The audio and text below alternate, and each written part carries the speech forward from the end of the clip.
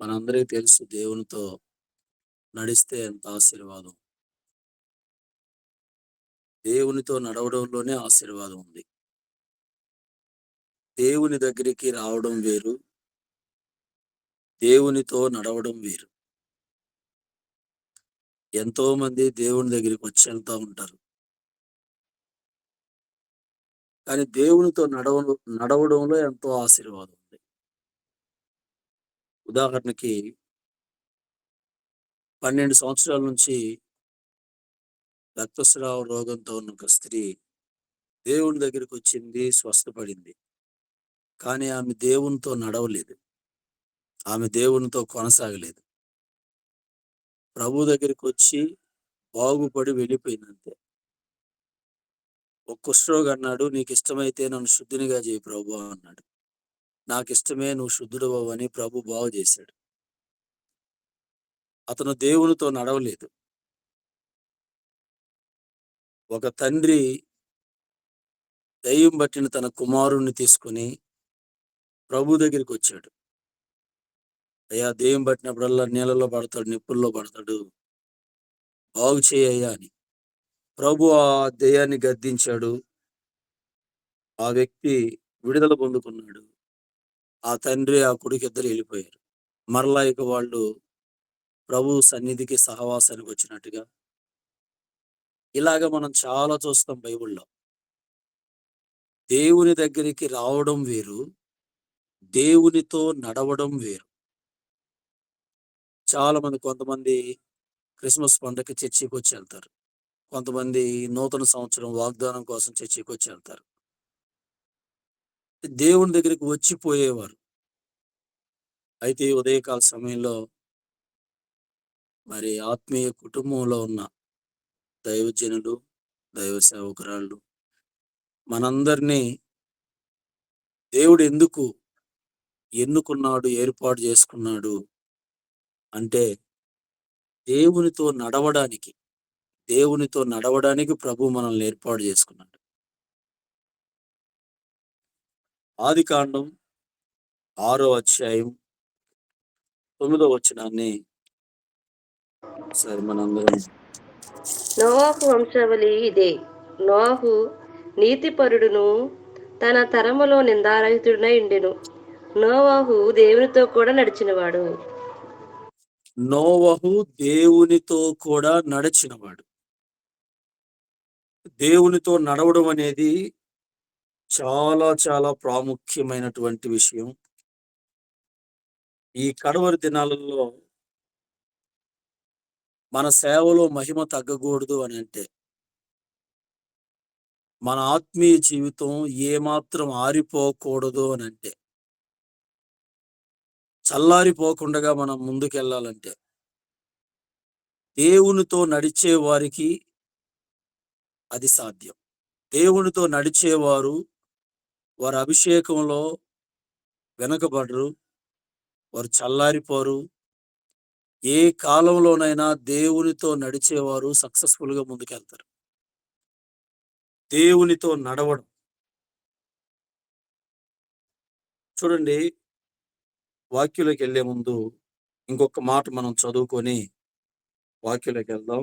యెషయా గ్రంథం 57వ అధ్యాయం 17వ వచనాన్ని కూడా ఒకసారి మనం చదువుకుంటే, యెషయా గ్రంథం 57వ అధ్యాయం 17వ వచనం.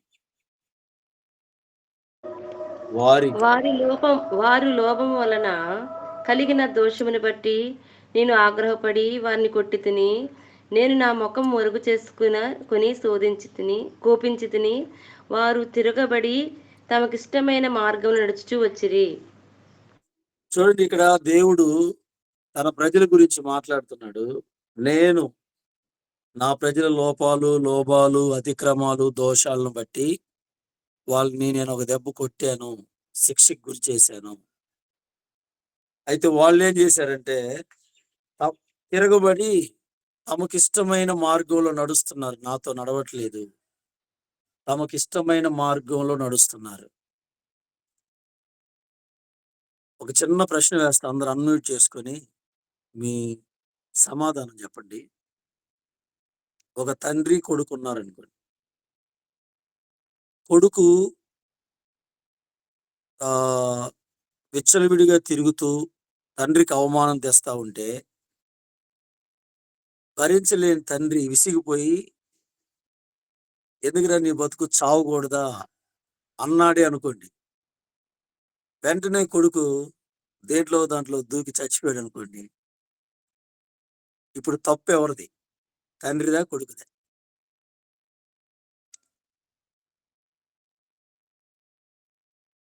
అన్మ్యూట్ చేసుకొని చెప్పండి ఎవరో ఒకళ్ళు. తండ్రి కొడుకు ఎంత చెప్పినా వినట్లా. గాలికి తిరుగుతున్నాడు, చెడ్డగా తిరుగుతున్నాడు. విసిగిపోయి, ఎందుకురా నీ బతుకు చావకూడదా అన్నాడు. కొడుకు నిజంగానే దేంట్లో దూకి చచ్చిపోయాడు. తప్పు ఎవరిది? తండ్రిదా, కొడుకుది? తండ్రిదే. ఓకే, ఇంకా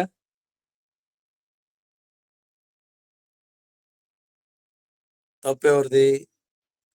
సరే, ఇప్పుడు మనం చదువుకున్న వాక్యంలో 17వ వచనంలో తండ్రి తన బిడ్డల్ని ఒక దెబ్బ కొట్టాడంట. వారి లోభము వలన కలిగిన దోషాన్ని బట్టి నేను ఆగ్రహపడి వారిని కొట్టి తిని.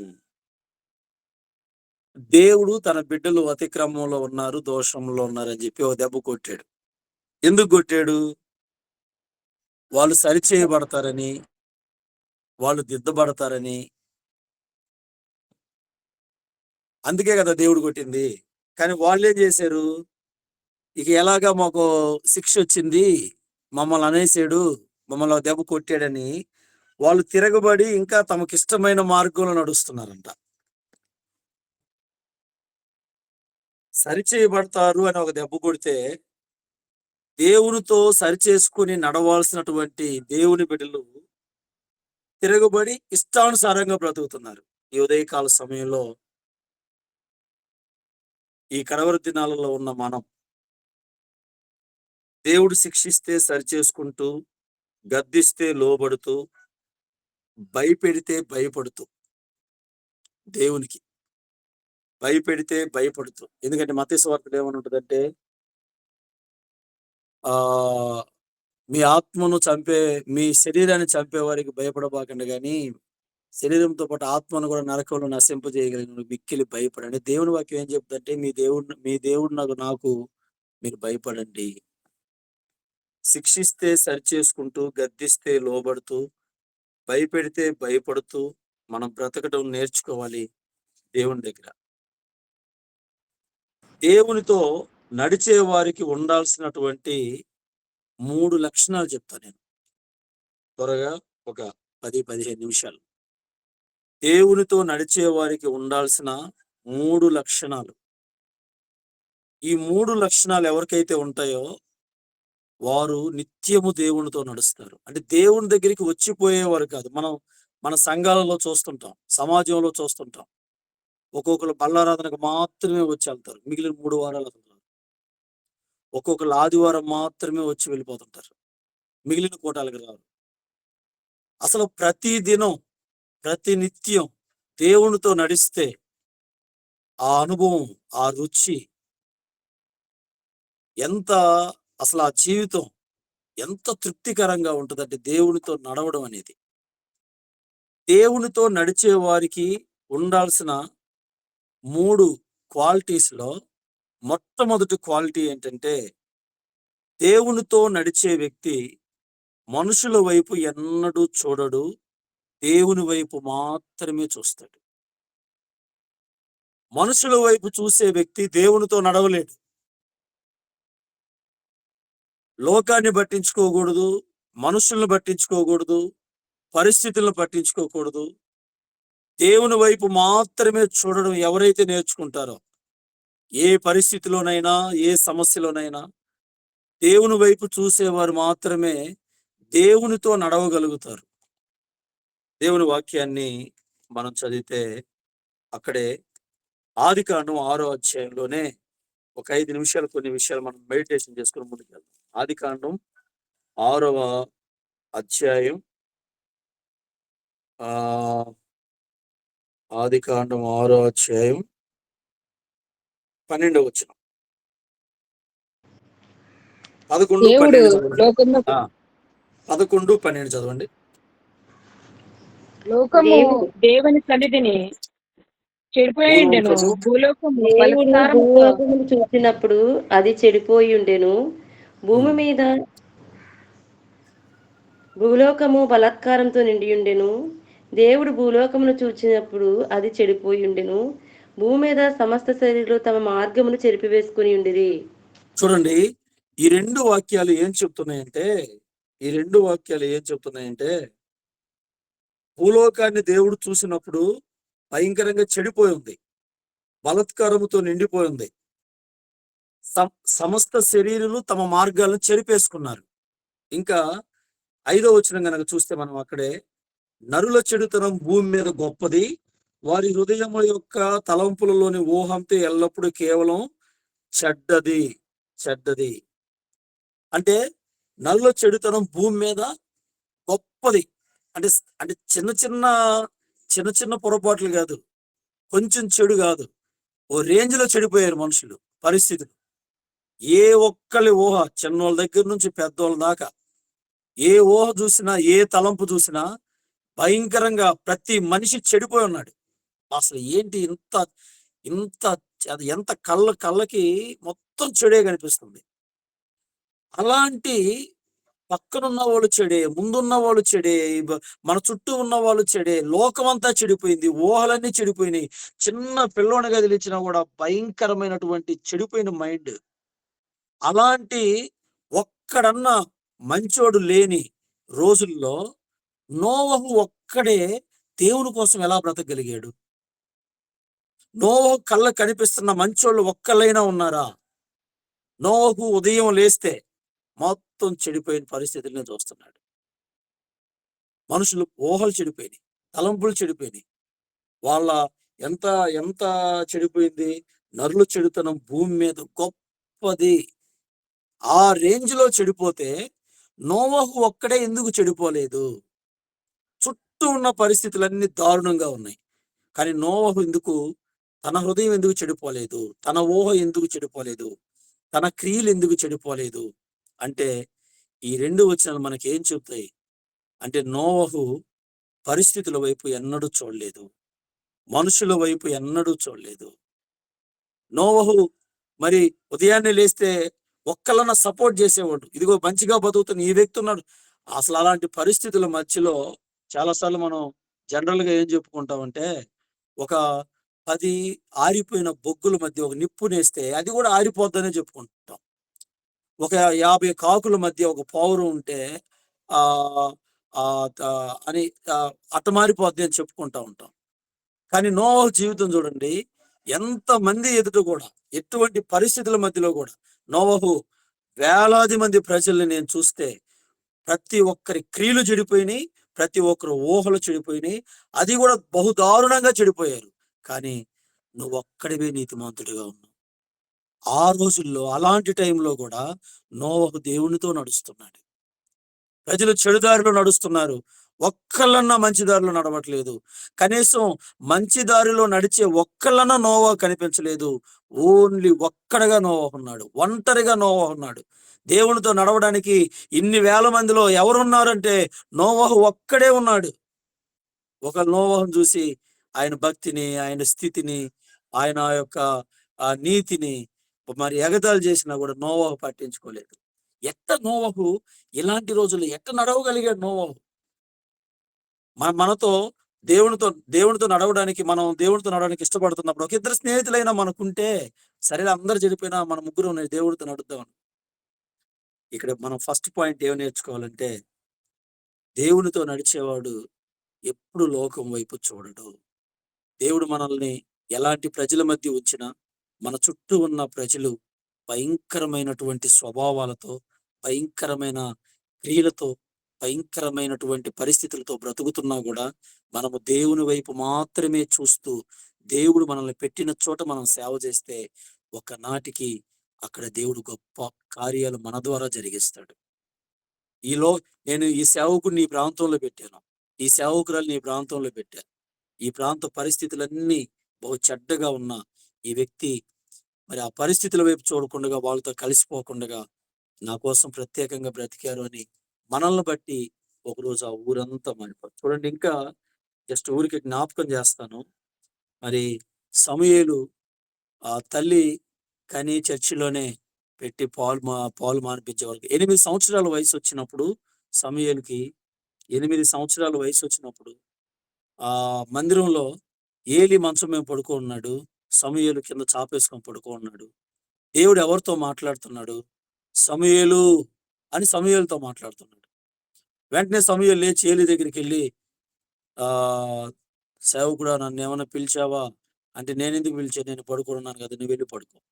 మళ్ళా దేవుడు సమూయేలు అంటున్నాడు. సేవకుడు గమనించి సమూయేలుని దేవుడు పిలుస్తున్నట్టున్నాడు అని చెప్పి, నీ చిత్తం నీ దాసుడు ఆలకించున్నాడు చెప్పాను. చూడండి, ఇక్కడ సమూయేలుతో దేవుడు ఎందుకు మాట్లాడి 8 సంవత్సరాలే కదా సమూయేలుకి. అనుభవం కలిగినటువంటి సేవకుడితో దేవుడు మాట్లాడలేదు, సమూయేలుతో దేవుడు మాట్లాడుతున్నాడు. ఎందుకు సమూయేలుతో దేవుడు మాట్లాడుతున్నాడు? సేవకుడితో మాట్లాడటం ఎందుకు మానేశాడంటే, ఈ ఈ చరిత్ర మనందరికి తెలిసిందే. ఎందుకంటే ఏలీకి 2 కొడుకులు ఉన్నారు, హోప్ని, ఫినెహాస్ అని. వాళ్ళిద్దరూ 2 పాపాలు, ఒకటి వ్యభిచారం, రెండవది తిండిపోతాను. అక్కడికి ఎవరైనా మందిరంలోకి బలి అర్పించడానికి ఏమైనా తీసుకొస్తే దాంట్లో ముఖ్యమైన భాగాలు, ముఖ్యమైన ఒక జంతువుని, పొట్టేళ్ళని కానీ దేనైనా కానీ వధిస్తే ముఖ్యమైన భాగాలు తీసుకొని వెళ్ళిపోతున్నారు. ఒక తిండిపోతానం అనమాట, క్రమశిక్షణ లేని తిండి. అదేవిధంగా మందిరానికి వచ్చేటువంటి స్త్రీలతో వాళ్ళు వ్యభిచారం. ఈ 2 జరుగుతూ ఉంటే తండ్రి చూస్తా వాళ్ళని గద్దించకపోవడం. అందుకని ఈయన గద్దించినందువల్ల ఈయన మీద, వాళ్ళు అలా చేయటం వల్ల వాళ్ళ మీద దేవుడు విసిగిపోయాడు. ఆ టైంలో ఒక్కసారి మీరు సమూయేలు గురించి ఆలోచించండి.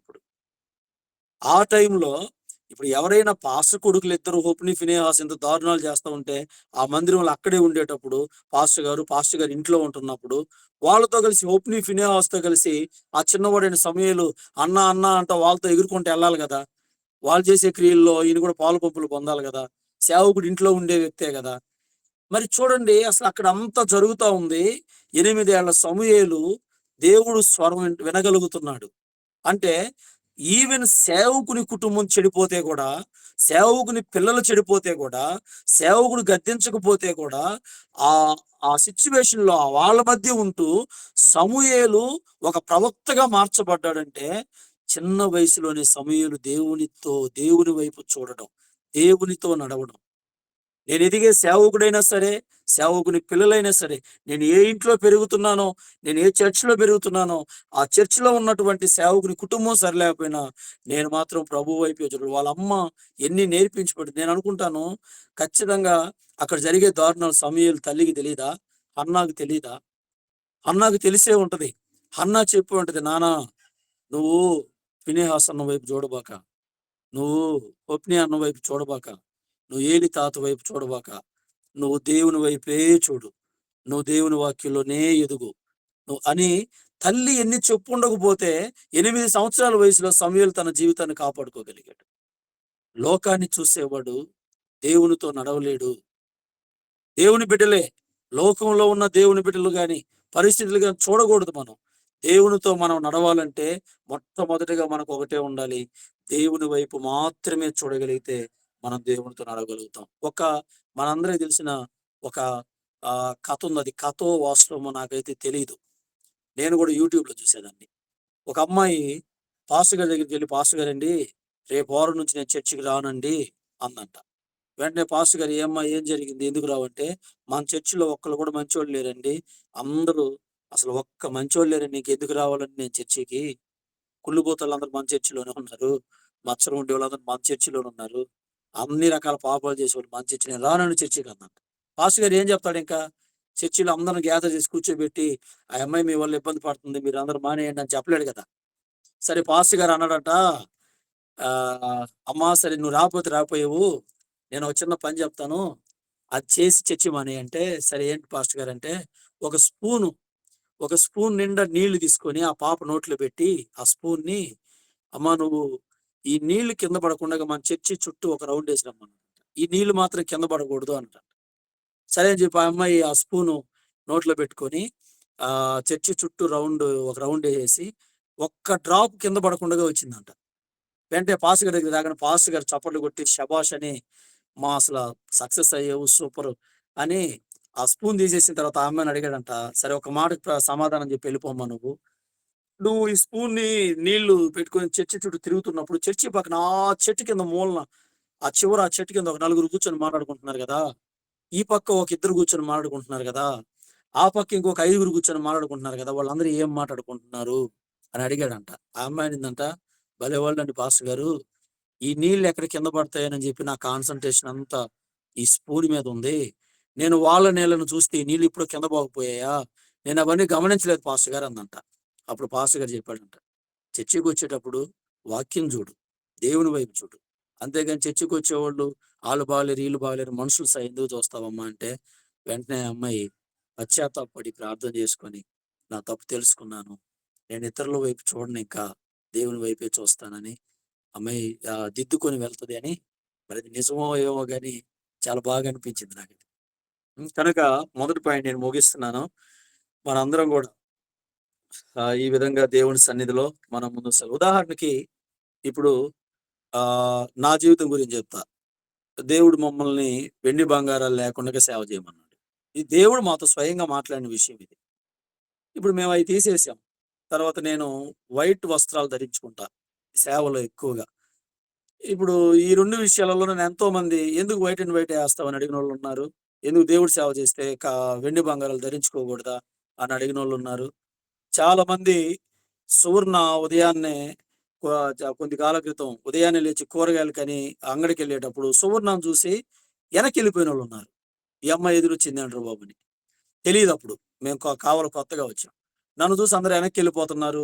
తర్వాత నువ్వు కూడా అన్ని పెట్టుకోకూడదు, ఇంత చిన్న వయసులో ఎందుకు తీసేసావు అంటున్నారు అని చెప్పి అందరు మాటలు మేము పట్టించుకోవచ్చా? అందరు తీయాల్సిన అవసరం లేదు. కానీ దేవుడు మాట్లాడినప్పుడు మన ప్రతిష్టను మనం కాపాడుకోవాలా. మనుషుల వైపు మనం చూడకూడదు. మన ప్రతిష్టను మనం కాపాడుకోవాలి. అయ్యో మంచి మంచి జీన్స్ ప్యాంట్లు వేసుకునే వాళ్ళు అందరూ బాగా నాకంటే ఇంకా బాగా వాడబడుతున్నారు, నేను ఎందుకు వైట్ బట్టలు వేసుకోవాలి? అది దేవుడు నాకు చెప్పాడు, నేను చేయాలి. అందుకే దేవునితో నడవడం అంటే దేవుని వైపు చూసేవారే దేవునితో నడవగలుగుతారు. సరే, ఇంకొక 5-10 నిమిషాలు ముగించేస్తా. రెండో విషయాన్ని చెప్తాను. రెండో విషయం ఏంటంటే, ఎప్పుడు కూడా శుద్ధీకరణ హృదయం కలిగి ఉండాలి. మనం మొదటిది దేవునితో నడవాలి. రెండవది శుద్ధీకరణ హృదయం కలిగి ఉండాలి. శుద్ధీకరణ హృదయం కలిగి ఉండాలి. చూడండి, లూకా సువార్త 8వ అధ్యాయం 35వ వచనాన్ని ఒకసారి మనం చదువుకుందాం. లూకా సువార్త 8వ అధ్యాయం 35వ వచనాన్ని త్వరగా చదవండి. లూకా సువార్త 8వ అధ్యాయం 35వ వచనం. జనులు జరిగిన దాన్ని చూడవెళ్ళి యేసునొద్దకు వచ్చి, దయ్యములు వదిలిపోయిన మనుషుడు బట్టలు కట్టుకొని స్వస్థ చిత్తుడై యేసు పాదం వద్ద కూర్చుండట్టు చూచి భయపడిరి. యేసు పాదాల దగ్గర కూర్చున్నాడు. స్వస్థ చిత్తుడై యేసు పాదాల దగ్గరే కూర్చున్నాడు. ఇందాక మనం చూసాం, 12 సంవత్సరాల రోగం కలిగిన స్త్రీ వచ్చింది, బాగుపడింది, వెళ్ళిపోయింది. తర్వాత కుష్ఠరోగి వచ్చాడు, బాగుపడ్డాడు, వెళ్ళిపోయాడు. తర్వాత ఆ తండ్రి కొడుకులు ఇద్దరు దెయ్యం పట్టిందని వచ్చారు, ఆ కొడుకును బాగు చేయించుకున్నాడు, వెళ్ళిపోయాడు. కానీ ఇక్కడ దెయ్యాలు పట్టినటువంటి ఈ వ్యక్తి బాగుపడ్డాడు. బాగుపడి ఇక్కడ ఏం చదువుతున్నా, అక్కడ స్వస్థ చిత్తుడై యేసయ్య పాదాల దగ్గర కూర్చున్నాడు. అంటే ఇతను ఇంకా దేవునితో నడవాలి, దేవునితోనే ఉండాలి, ఆయన దేవునిగా గుర్తించాడు. ఇక ఆయన పాదాల దగ్గర కూర్చున్నాడు. బాబు, ఇంతకాలం నీ స్థితిగతులు బాగలేక నువ్వు ఎట్టా చింపిరిగా రోడ్ల మీద తిరుగుతా ఉన్నావు, బాగుపడిపోయావు కదా, వెళ్ళిపో అంటే, కాదు, నేను నీతోనే ఉంటాను, నీతోనే నడుస్తాను నేను. చూశాడు, అబ్బో వీడు మాయగాడు కాదు, మంచి హృదయం బాగా నాతో ఉండడానికి, నాతో నడవడానికి ఇతని హృదయం బాగా సెట్ అయిపోయింది అని ప్రభు కూడా గమనించి, ఆ కింద చదివితే తర్వాత చదువుకోండి, 39వ వచనం మాట ఏం చెప్తుందంటే, సరే బాబు, నువ్వు ఇంకెలాగా ఇక నన్ను మర్చిపోయేలాగా లేవు, నువ్వు నాతోనే నడవాలని నీకు అనిపించింది అని, సరే వెళ్ళి మీ ఇంట్లో వాళ్ళ పరిస్థితులు బాగాలేవు, మీ ఇంట్లో వాళ్ళు మరి రక్షణ లేకుండా ఉన్నారు, దేవుడు నీకు ఎట్టి కార్యాలు చేశారో మీ ఇంట్లో వాళ్ళకి చెప్పు అని చెప్పాడు. 39వ వచనం.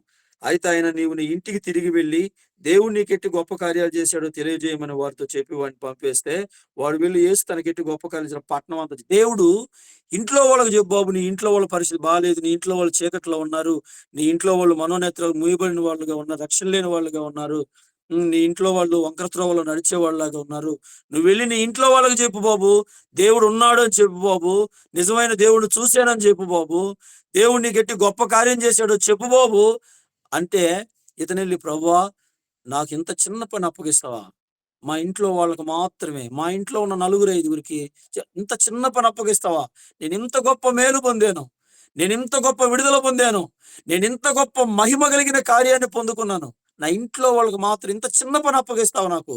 కాదు ప్రభువా, నేను ఎంతకంటే పెద్ద పని చేయాలని ఇంట్లో వాళ్ళకి చెప్పాడు, ఊర్లో వాళ్ళకి చెప్పాడు, ఆ పట్టణం అంతా ప్రకటిస్తానే ఉన్నాడు.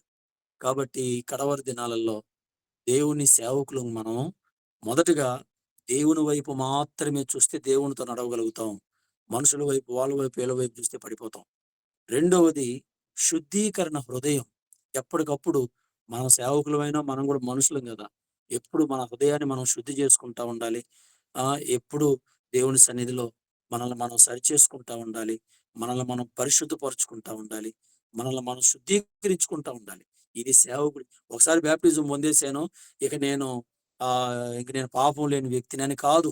బ్యాప్టిజం పొందే క్రీస్తు రక్ష అంగీకరించాం, కానీ ఎప్పటికప్పుడు ఎప్పుడు మనల్ని మనం శుద్ధీకరించుకుంటూ ఉండాలి, పరిశుద్ధపరుచుకుంటా ఉండాలి. మనం శుద్ధీకరణ హృదయం మనకి. అందుకే జక్కయ్య కూడా ఎందుకన్నాడు దేవుడు జక్కయ్యని, ఇతను అబ్రహాం కుమారుడు ఇంటికి రక్షణ వచ్చిందని ఎందుకన్నాడు?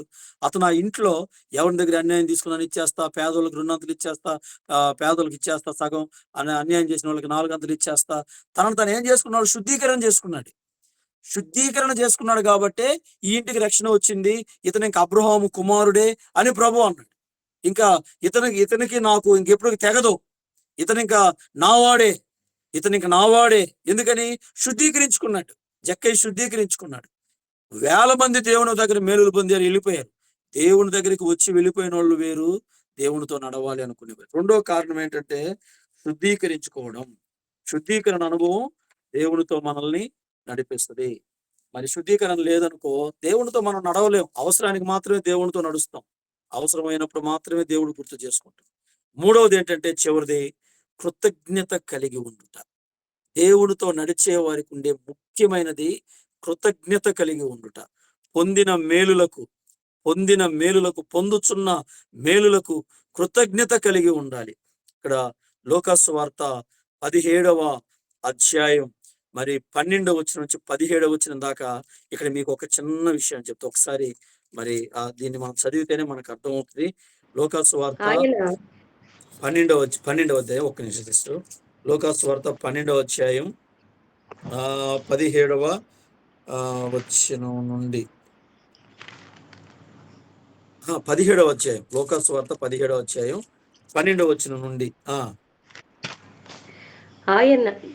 ఆయన ఆ యొక్క గ్రామంలోనికి వెళ్ళుచుండగా 10 మంది కుష్ఠరోగులు ఆయనకు ఎదురుగా వచ్చి దూరం నిలిచి, యేసుప్రభువా, మమ్ము కరుణించమని కేకలు వేసిరి. ఆయన వారిని చూచి, మీరు వెళ్ళి మిమ్మల్ని యాజకులకు కనపరుచుకొనుడని వారితో చెప్పెను. వారు వెళ్ళుచుండగా శుద్ధులైరి. వారిలో ఒకడు తనకు స్వస్థత కలుగుడు చూచి గొప్ప శబ్దంతో దేవుని మహిమపరచుచు తిరిగి వచ్చి ఆయనకు కృతజ్ఞతాస్తుతులు చెల్లించుచు ఆయన పాదం యొద్ద సాగిలపడెను. చూడండి, ఆయన పాదాల దగ్గర సాగిలపడ్డాడు. ఇక్కడ మీరు గమనించండి, 10 మంది కదా బాగైంది, 10 మందిలో ఒకడు ఇక ఆయన పాదాల దగ్గరికి వచ్చేసాడు. అంటే కృతజ్ఞతతో వచ్చాడు. అక్కడ ఆ పదం కూడా మనకు కృతజ్ఞతాస్తుతులు చెల్లిస్తూ ఆయన పాదాల దగ్గర, ఆ కృతజ్ఞత హృదయం ఆయన పాదాల దగ్గర తీసుకొచ్చింది. ఇక ఆ వ్యక్తి దేవునితో ఉండడానికి, దేవునితో నడవడానికి అతని హృదయము ఇక దేవుని వైపుకు త్రిప్పబడింది. దేవునితో నడవడానికి అతని హృదయం ఆయత్తపరచబడింది. ఇక్కడ మీరు గమనిస్తే ఇక్కడ మనం ఏం చూడాలంటే 18వ వచనంలో 17-18లో అందుకు యేసు 10 మంది శుద్ధులైరి కారా, ఆ తమ్ముడు ఎక్కడ, ఈ అన్నుడు తప్ప దేవుని మహింపరచ తిరిగి వచ్చిన వాడు ఎవడు అగపడని చెప్పి నీవు లేచిపోము, నీ విశ్వాసం నేను స్వస్థపరిచింది. ఇప్పుడు చూడండి, ఆ తిరిగి వచ్చిన వ్యక్తితో దేవుడు ఏమన్నాడు? నీ విశ్వాసము నిన్ను స్వస్థపరిచింది. ఇప్పుడు తిరిగి వచ్చిన వ్యక్తి బాగుపడ్డాడు కదా, నీ విశ్వాసం నేను స్వస్థపరిచింది. మరి తిరిగి వచ్చిన వ్యక్తిని విశ్వాసం స్వస్థపరిస్తే మరి పైన ఏం చదివాము? 10 మంది బాగయ్యారు అన్నాం, 10 మంది శుద్ధి అయ్యారని ఉంది అక్కడ. మరి ఈ వ్యక్తి విశ్వాసం ఈ వ్యక్తిని శుద్ధి చేస్తే ఆ 9 మందిని, 9 మందిలో ఈ ఒక్క వ్యక్తే శుద్ధి చేయబడితే బాగుపడితే, బాబు వాళ్ళకి విశ్వాసం లేదు, నీకు విశ్వాసం ఉంది కాబట్టి నీ విశ్వాసం నిన్ను స్వస్థపరిచిందని ప్రభు చెప్తే, ఓహో ఇతని విశ్వాసం ఉంది కాబట్టి బాగుపడ్డాడు, 9 మందికి అది లేదు కాబట్టి బాగుపడదు అనుకుంటాం. కానీ 10 మంది కుష్ఠరోగులు బాగయ్యారు కదా. అంటే ఇప్పుడు 10 మందికి విశ్వాసం ఉన్నట్టా లేనట్టా అంటే ఖచ్చితంగా 10 మందికి విశ్వాసం. దారిలో వెళ్తా ఉన్నారు, ఓ మనతో మనం వెళ్ళి కలిసిన మనిషి సామాన్యమైన మనిషి కాదు, ఆయన మనకు చెప్పింది ఇప్పుడు జరుగుద్ది, మనకి ఏదో జరుగుద్ది, ఈ రోజు మన జీవితంలో గొప్ప మేలు చూస్తాం, విశ్వాసం ఉంది వీళ్ళకి. కానీ చూడండి, విశ్వాసం అయితే 10 మందికి ఉంది, అందుకనే 10 మంది బాగుపడ్డారు. కానీ కృతజ్ఞత మాత్రం ఒక్కడికి ఉంది. విశ్వాసం ఉంటేనే సరిపోదు, కృతజ్ఞత ఉండాలి. ఈ కృతజ్ఞత ఏం చేస్తుంది? విశ్వాసంతో బాగుపడ్డారు, విశ్వాసం మళ్ళా తిరిగి ప్రభు దగ్గరికి తేలా వాళ్ళని. కానీ కృతజ్ఞత ఈ వ్యక్తిని ప్రభు దగ్గరికి తీసుకొచ్చింది. విశ్వాసం ఎంత ముఖ్యమో కృతజ్ఞత కూడా అంతే ముఖ్యం. మనల్ని రక్షించిన దేవుడు, మనల్ని పిలిచిన దేవుడు, మనకి వాక్యం ఇచ్చిన దేవుడు, మనకి అభిషేకం ఇచ్చిన దేవుడు, మనకు వరాలు ఇచ్చిన దేవుడు, అమితమైన అధికమైన కృపనిచ్చిన దేవుడు ఈ కడవరి దినాలలో బలహీనులమైన మనల్ని ఎన్నుకున్నాడు. కాబట్టి ప్రతి చిన్న విషయంలో కూడా మనం మేలు కృతజ్ఞత కలిగి దేవుని ఎదుట మనం ముందుకెళ్దాం. రిపీట్ చేస్తాను ఒకసారి, మనం దేవునితో నడవాలి. దేవుని దగ్గరికి వచ్చిపోయేవారిగా కాక దేవునితో నడిచేవారిగా మనం ఉండాలి. దేవునితో నడవాలంటే 3 క్వాలిటీస్ ఖచ్చితంగా ఉండాలి. ఆ క్వాలిటీస్ ఉంటేనే మనం దేవునితో నడిపించబడగలుగుతాం. 1, దేవుని వైపు మాత్రమే చూడాలి, మనుషుల వైపు చూడకూడదు. 2వది, ఎప్పటికప్పుడు మనల్ని మనం శుద్ధీకరించుకుంటూ ఉండాలి. శుద్ధీకరణ అనుభవం ఆయన పాదాల దగ్గరే మనల్ని కూర్చోబెడుతుంది. 3వది, కృతజ్ఞత కలిగి ఉండాలి. దేవుడు చేసిన మేలులకు కృతజ్ఞత కలిగి ఉండాలి. ఆ కృతజ్ఞత వల్ల మనం అంతకంతకు యేసన్న గారు ఒక పాట రాస్తారు, విస్తరించేనే నిన్ను స్తుతించినప్పుడు. అంటే స్తుతించడం అంటే కృతజ్ఞత, ఆరాధన, కృతజ్ఞత. మరి కృతజ్ఞత వల్ల మనం విస్తరిస్తాం, కృతజ్ఞత వల్ల మనం దీవించబడతాం. కాబట్టి ఈ విధంగా మనం దేవుని ఎదుట ప్రభుతో కూడా నడిచేవారిగా మనం ఉండాలని, మన ఆత్మీయ కుటుంబాన్ని మనందరం మరి ఈ కడవరి దినాలలో శ్రేష్టమైన చక్కటి పరిచర్య మనందరం చేయాలని మరి కోరుకుంటూ నా సమయాన్ని ముగిస్తున్నాను. మరి ఈ దిన వాక్యానికి నాకు సమయం ఇచ్చినటువంటి మరి రాజు బ్రదరు, అలాగే సమయల్ అన్న, ప్రత్యేకమైన వందనాలు. నాతోటి సేవకులు మీ అందరికీ నా ప్రత్యేకమైన వందనాలు తెలియపరుస్తూ నా సమయాన్ని ముగిస్తున్నాను.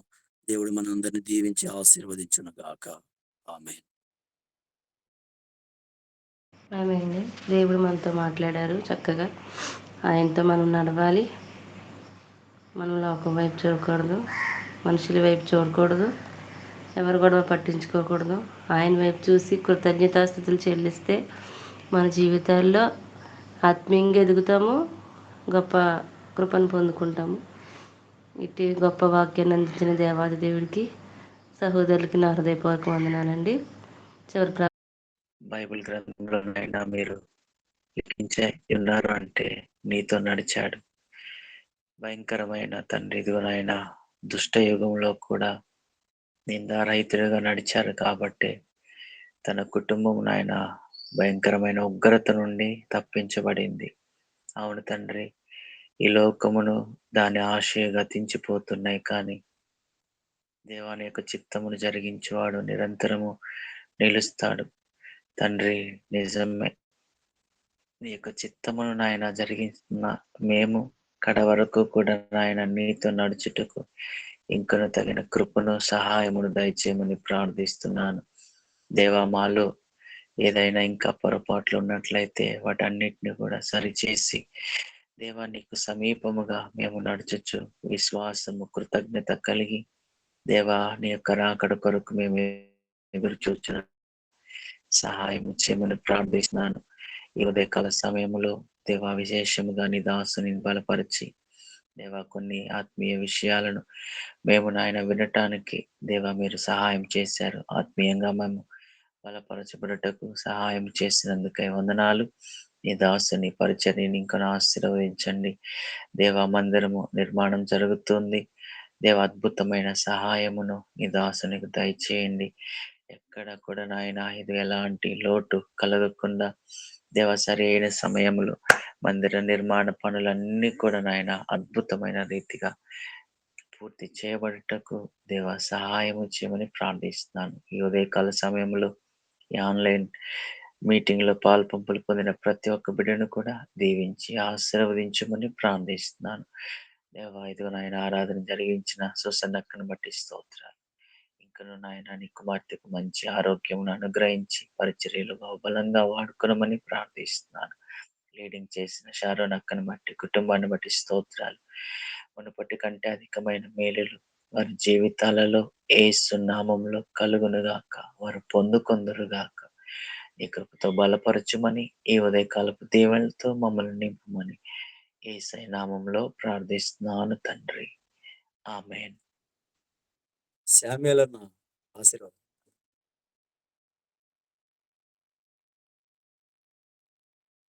శామ్యూల్ అన్న సామ్యుల్ బ్రదర్ ఆశీర్వాదం ఇవ్వండి. అక్క సామేల్ అని ఉన్నాడు అన్న. ప్రైజ్ లార్డ్ అన్న.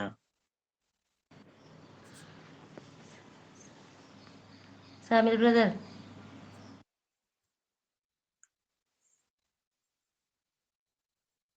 సామేల్ అన్న, ప్రైజ్ లార్డ్ అన్న. యేసయ్య కృప, తండ్రి ప్రేమ, పరిశుద్ధ ఆత్మ దేవుని సహవాసం ఈ ఉదయకాల సమయంలో మరి ఆత్మీయ కుటుంబంగా చేరి దేవుని స్తుతించడానికి ప్రభు మనకు అనుగ్రహించిన కృప, అలాగే ఈ వారమంతయు మనందరికి దేవుని కృప తోడై విజయోత్సవముతో నడిపించును గాక. ఆమేన్. ఆమేన్.